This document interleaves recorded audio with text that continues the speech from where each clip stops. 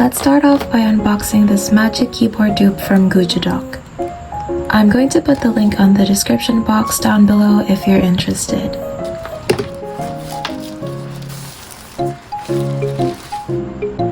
So I decided to get this because my laptop is already broken and it cannot be used without being plugged in anymore. So I'm using my iPad much more often these days.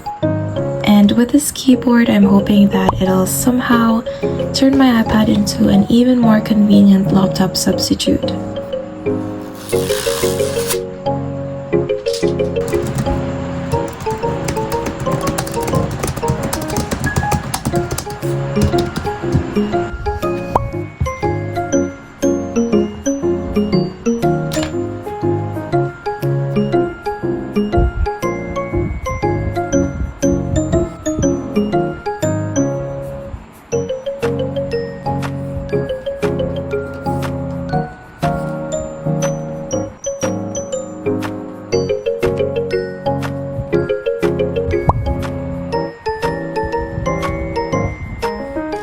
It's very easy to connect via Bluetooth, and you can just leave it on as it automatically turns off when not used for a certain time. I'm actually quite surprised because the keyboard feels really similar to my previous MacBook, which had the scissor switch that I prefer over my current one that has the butterfly keyboard. It's clicky and satisfying to type on, but not too much that it's noisy and annoying. The trackpad also feels really nice and doesn't have any delay. The backlight has several lighting styles and comes in 7 colors, and you can choose to turn it off completely if you want. I personally like to keep it in white for a cleaner look. The viewing angle can also be smoothly adjusted, and it's really sturdy and stable. Moving on to my iPad setup, I just keep it pretty simple and straight to the point. I have 3 focus modes that I customized depending on what I want to use my device for. First is for when I want to work on creating content, whether that be for YouTube, TikTok, or digital art. I have this calendar widget that I customized in an app called Widgetsmith. I'm pretty sure you're familiar with this if you like watching iPad or iPhone customization videos. And it's the only widget app I use because I cannot waste my storage space on multiple widget apps. Anyway, I just customized the font and colors to match my grayish theme for this focus mode. The next widget is simply a photo widget containing photos I got off Pinterest. And I just picked ones that would again match my home screen wallpaper.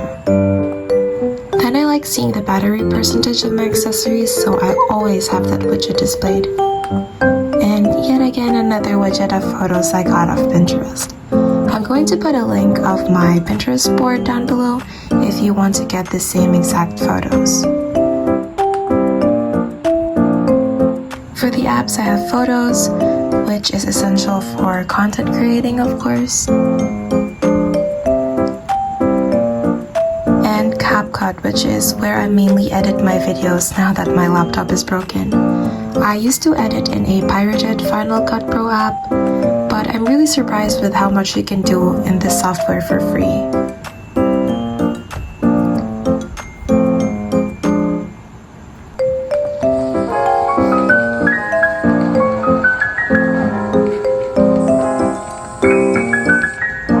The only downside is that the viewing screen is significantly smaller compared to editing in an actual laptop.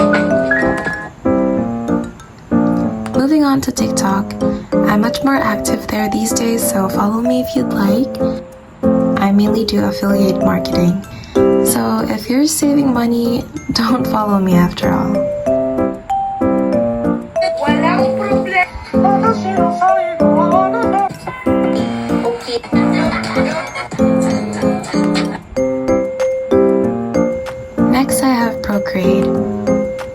edit some thumbnails here as well and do some digital art. I also design my own tattoos here. And yes, I have gotten a couple of tattoos since you guys last saw me.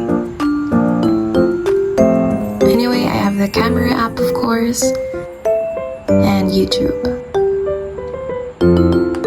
Next, I have Pinterest, which I'm sure we all know is my favorite app of all time. I probably spend much more time here than I do in TikTok. Then I have the App Store, and of course, Spotify. I've mentioned this before, but I mainly listen to R&B like Summer Walker, Janae, and SZA. So if you like the same type of music, you can follow me. I'll link my Spotify down below as well. Next up, I have Google Drive and Gmail, which are self-explanatory, and Canva, which is where I mainly edit my thumbnails in. Recently, I heard you can edit videos in Canva now too, which is interesting. Then I have my Notes app, as well as reminders. I also keep this reminders widget to remind me of my tasks. Moving on to the next focus mode, which is actually my study mode. I turn this on whenever I need to work on uni stuff.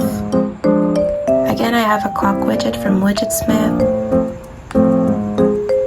Then I like to keep a big calendars widget for a quick access to my schedule.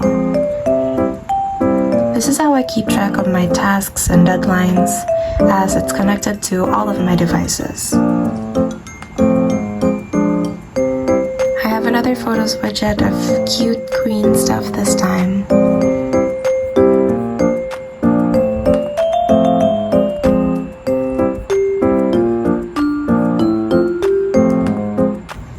And I also have the same reminders widget here. And Moodle is an app which is our uni's online dashboard for submissions and announcements.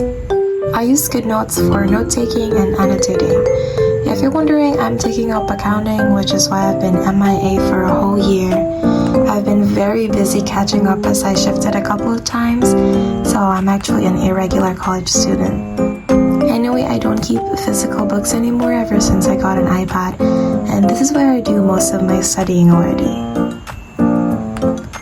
Then I keep the Google Meet app here since we still often hold online classes. And I have Microsoft Word, which is an essential for uni.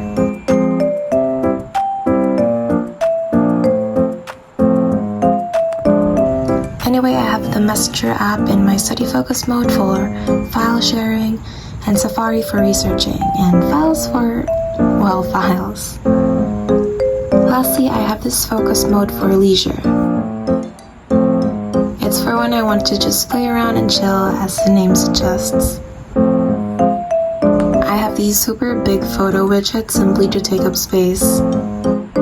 Because I don't really play much games, nor do I have multiple streaming apps. Then of course Netflix.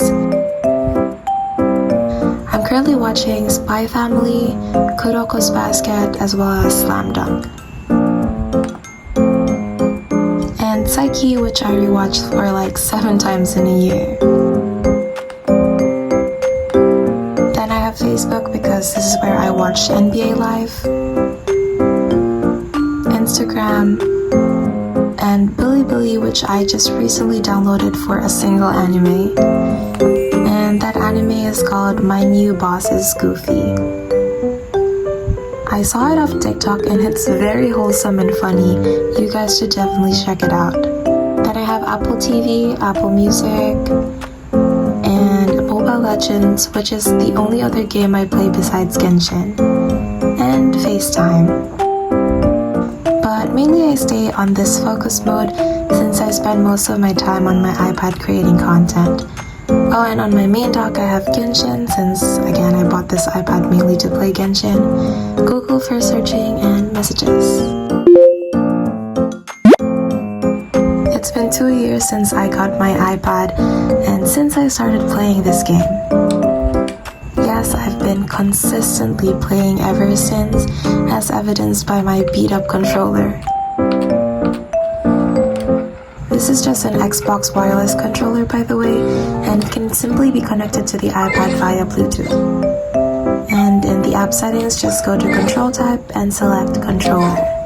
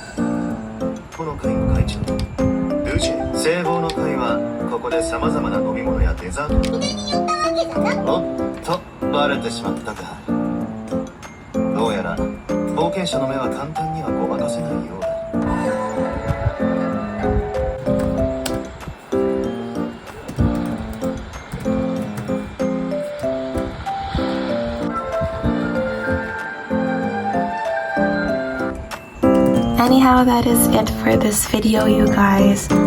Again, I will link the products in the description box as well as the socials that I use. And I'm sorry for being MIA, and thank you for those who are still here and for those who are looking forward to my videos up till now.